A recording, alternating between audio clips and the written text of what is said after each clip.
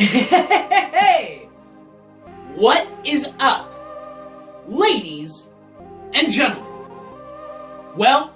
my name is Jeremy, aka, well, come on! It's your boy, IPG, Red, Purple, Gold.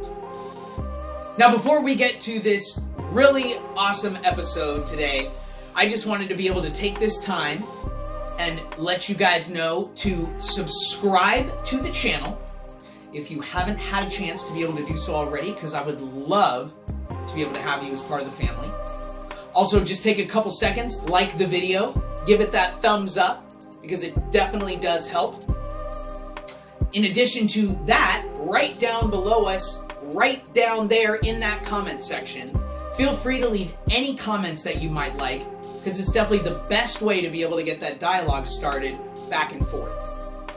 And, of course, as always in every one of my videos, ding dong, we've got the Bell Gang, ladies and gentlemen. The Bell Gang, you know how I love to say it. Make sure and hit that notification bell so that each time I put up a brand new piece of content, you'll be the first to be notified, and then you can be able to check out that new video whenever you would like. Well, you guys, I am coming tonight with a brand new, really awesome episode, and I'm so excited to be able to tell you guys all about it. And it's not only just like a big overall episode, but it's just a very big time right now, and I'm really excited because my second full-length studio album, Break the Chain, is officially 6 months old.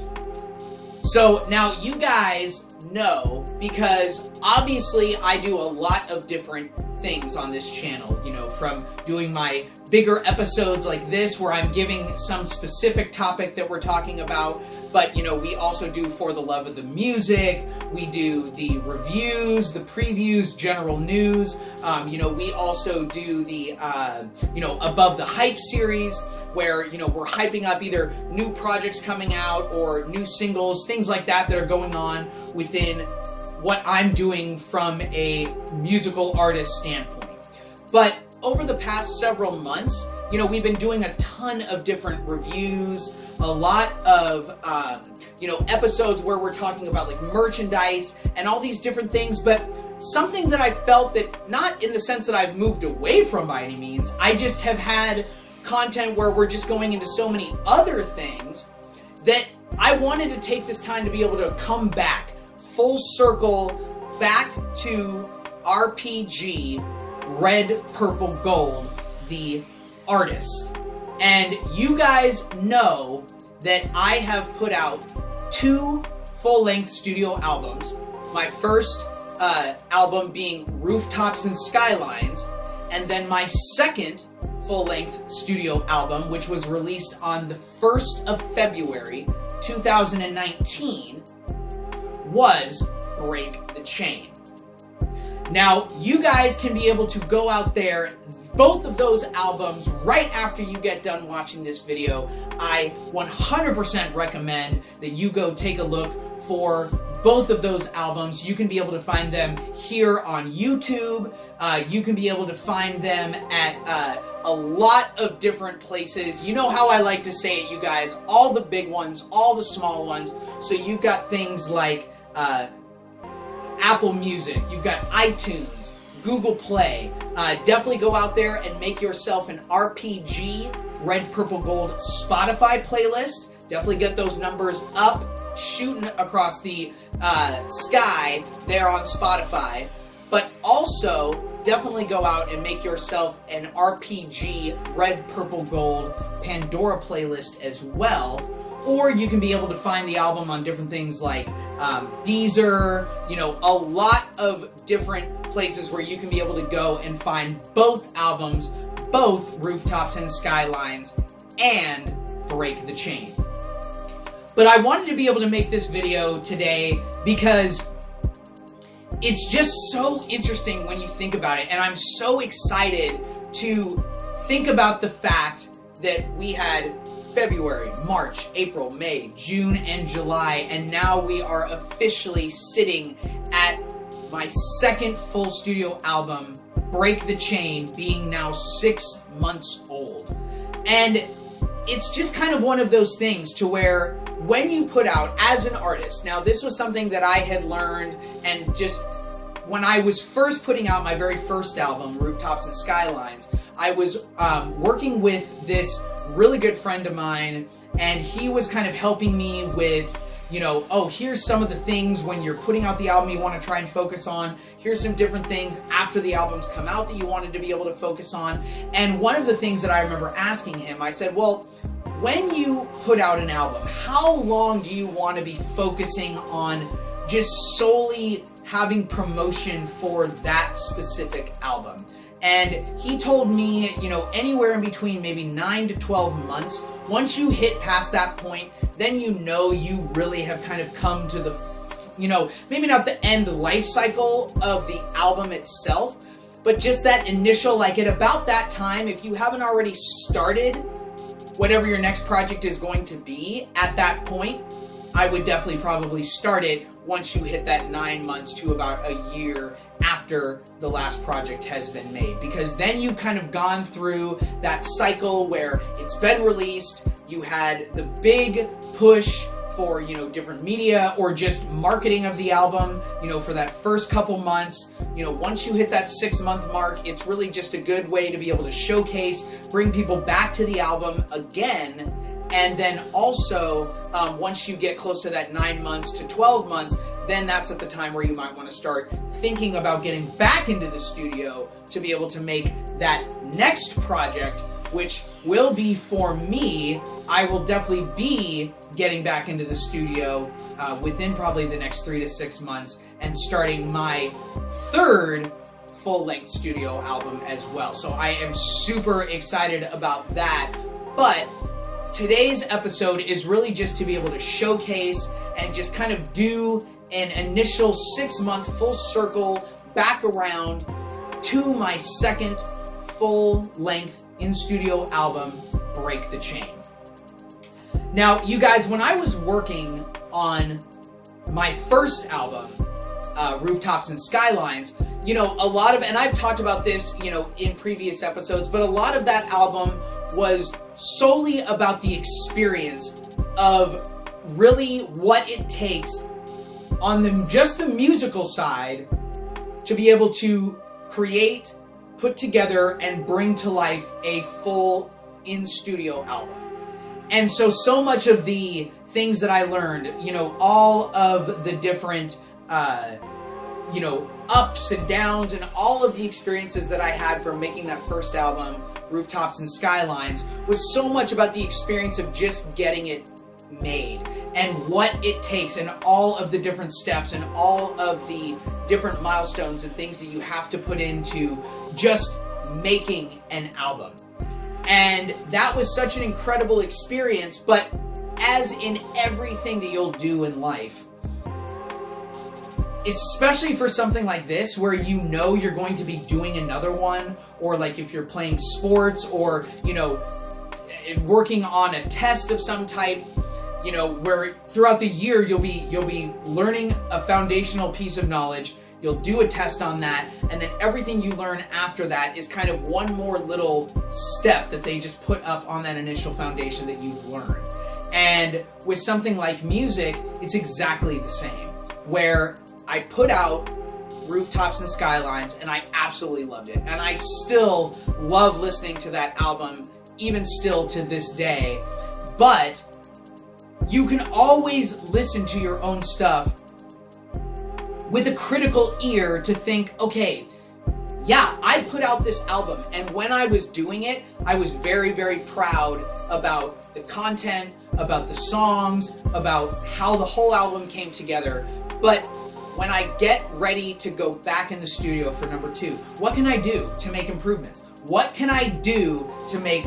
better sound, to be able to sound like I've progressed as an artist? in the booth, when you're actually making the music, when you're actually singing or rapping, you know, what have you done to improve yourself from one project to the next? Because the first album, like I said, was that foundational building blocks of learning how to be able to make an album. But when I got into the studio and when I started the second project, when I started Break the Chain, so much of that was so prevalent and in my mind where I was like, okay, what can I do better? What can I do to be able to improve off of everything that I was able to bring to life from Rooftops and Skylines, and how can I be able to make this feel like it is truly a second album, like you can hear the true improvement from Rooftops and Skylines to number 2 to Break the Chain. And so when I went into the studio to start making Break the Chain, that's exactly what I had on my mind. How can I make the music sound better? How can I make it seem more full and more, you know, just to life? And what can I do to be able to improve my own skill as an artist and not think, well, I'm just going in there to make, you know, Rooftops and Skyline squared, you know, that type of thing. Like, we're just making a number 2, so I really don't need to try to be better than I already was. And I feel, at least for myself personally, that every time I hear the second album, I can't help but go back and hear the first one and be like, wow, you know, you absolutely did everything that you set out to do, from creating and bringing to life Rooftops and Skylines to going back into the studio and creating and bringing to life Break the Chain. And when I hear Break the Chain, first thing that comes straight to mind is just the overall improvement in the sound quality, in the music itself. Nothing to do with the lyrics, but just with the beats, just with the music that you're hearing coming through your speakers or into your headphones. And that was a combination of many things. That was, you know, just myself and Deshaun, you know, Spaz on the beat, my producer, the genius, the evil genius, as I love to call him. Just his skill is just above reproach, and he is so amazing at what he does that just him and I having a whole album under our belt and then starting that second project, you know, you have 9 months where you're basically together for, you know, 1 to 3 days a week. You're working on music. I saw him a lot during the weekends as well, where you're spending multiple hours with that person every time you go into the studio, if not, you know, 4 or 5 hours every time. And so you start to be able to build that relationship and you start to build that bond, and that trust is there from the beginning because you know that you're giving something of yourself. And so you want to know that that person that's working with you in the studio wants to see you succeed, but also is going to be that person that's going to be willing to say, well, I think we should try that again and maybe tweak this or put in this the next time because I think that that can make it even better. And I'm one of those type of people where I want to have that open dialogue to say, well, I think that this worked, but here's how I think we could try it the next time. And I think it'll make it sound even more so than it does at this moment in time. And that's something to me that was very important, and Deshaun has been amazing at being that person for me. Just a person that is 100%, I can trust him when it comes to the music. Everything that he does is just so incredible, and I know that if he's giving me a piece of advice, that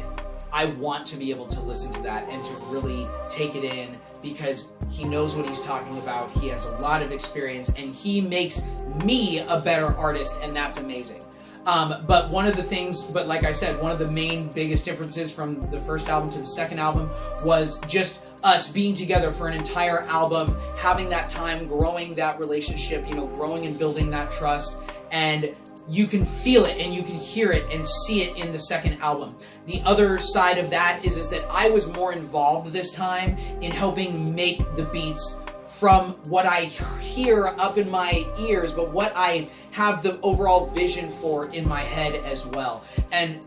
on the first album, where I really kind of maybe only helped give minimal direction on maybe a song or two, on the second album, it was probably 7 to 9 songs where I was like, I don't know what you're going to do with it, but I want in this song, I'm trying to make a feel that has X type of vibe. So I want to hear these type of instruments, or I want it to have, you know, this really, really bass heavy feel where when you're driving in your car, it's just gonna be boom, boom, boom, boom, boom, boom. Like you're gonna be rocking the seats with it type of a thing. And so there was a lot more of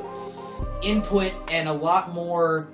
information and just sort of things that came from my vision and my mind of what I wanted a specific song or specific songs in general to be like and to sound like. Also from doing the first album, From Rooftops and Skylines, I knew that there were very specific songs that I wanted to be on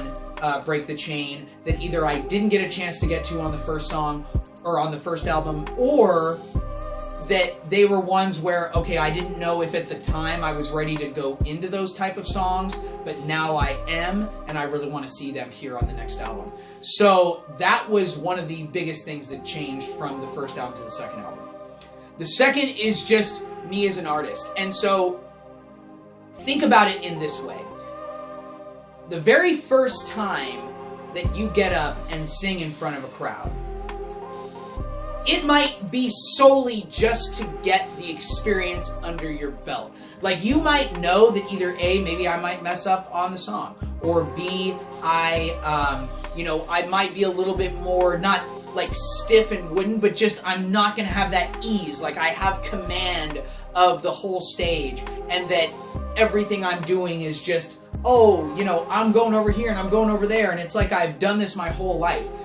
A lot of times you have to work through those and build and grow as a person and understand that the more that you do something, the more repetition that you have, the better at that thing you will become. And it's just impossible not to. And so for me, it was just having a whole album now under my belt, understanding what I need to do when I get into the studio, when I'm there and I'm working. Boom, how to be able to bust these songs out, how to be able to, you know, utilize my time the most efficiently as I can. But also, it was just in that same idea where the first time you try to get up on stage to sing in front of people, you are not going to have that same just feel and that same ease on the stage as you might your third, fourth, fifth, or 10th time singing in front of a crowd. Now, of course, every time the crowd is going to be different, but you are not different. The music that you're singing is not different. Everything that you do as the individual, you can learn to grow and improve and make better from what the first foundational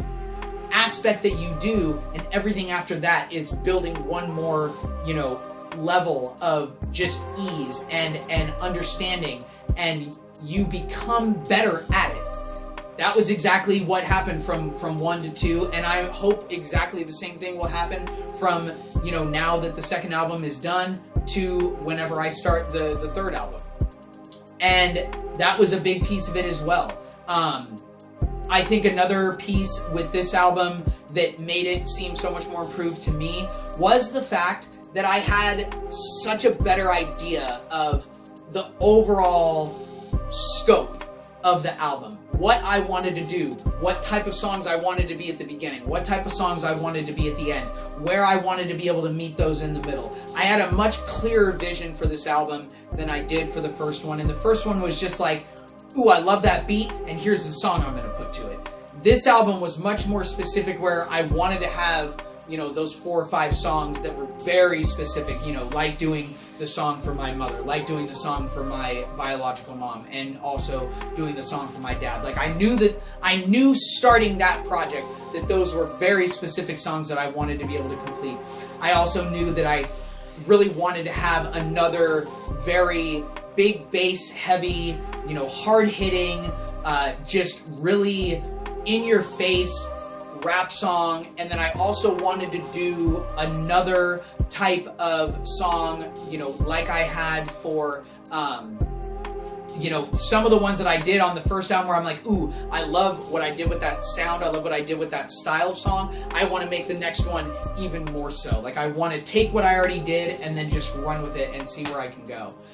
But for all of those things, that was why the second album, I thought overall just sounded so much more improved upon than Rooftops and Skylines. And again, in no way to say that I now go back and think, wow, Rooftops and Skylines doesn't sound good. It's just, I love Rooftops and Skylines, and I'm so proud of putting that album out. But for me, listening to Break the Chain, I'm like, wow, I mean, this is just even better. There's so much improvement there from Rooftops and Skylines to Break the Chain. Now, when I got done with the album, one of the things that I knew that I wanted to do was try to be able to focus in some areas that I either didn't touch at all during the release of the first album, or that areas that maybe I just skimmed, but I really didn't do more of a deep dive into it. And so for me, one of those was doing a much larger marketing and promotional push for the album itself. So having a lot more online presence, a lot more social media presence for the release of the second album than I did with the first one. And again, not that I didn't have promotion and not that I didn't have marketing for the first album, but just that idea that it's like, okay, well, here's where you are and here's what you did. So what is the next level that you can be able to move to have even larger of a breadth or even more of a presence getting ready for the release of the album? And what new things are you going to try to do to be able to market the album that either you didn't have the opportunity to do from the first one, or that you just maybe didn't think about in all of the new learning, you know, and all of the new experiences that you had in just making the album for Rooftops and Skylines. So for this one, I had a much larger, much more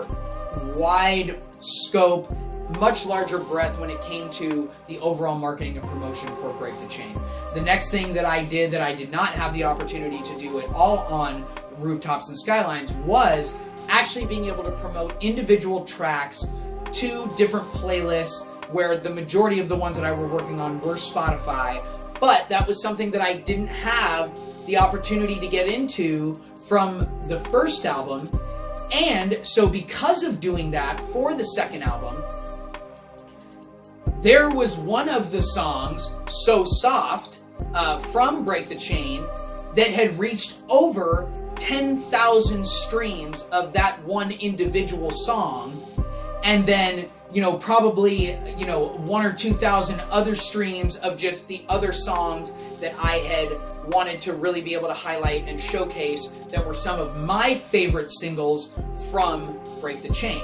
So that was another huge aspect that really got my name out there to total different markets that I had not been able to do before. And it was just another piece that I've now put to my foundation. Another aspect that I've been able to grow as an artist, and another, you know, area that I was able to tap into and be able to say, okay, how can I now that I have this new piece of information, how can I use that and be able to market myself even more so than I was able to on the first album. Now, what are some things that I'm actually really looking forward to that even still with this second album that I haven't had a chance to be able to do yet? Obviously, the first and most glaring one is the music videos. I have not yet been able to create or make any music videos. That's, you know, mostly just been for, you know, kind of wanting to be able to do a lot in regards to the music and putting a lot of my own resources into it, but not going so far as to, wow, you know, like this is just as important as, you know, some of the upgrades and different things you want to do in your condo, or, you know, wanting to be able to save for that next car or something like that. Like, there are trade-offs that I have to do for my own self personally, where I want to be able to know that I can make music and be able to create these albums and be able to release them, but at the same time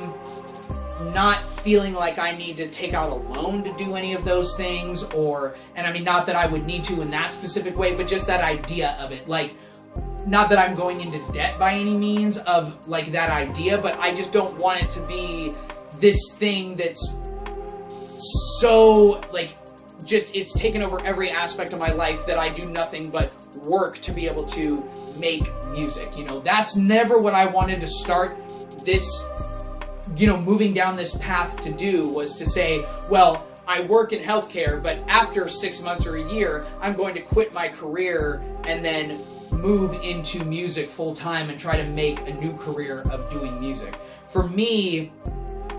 being able to create and bring to life the songs that I do, the music that I make, was just, if nothing else,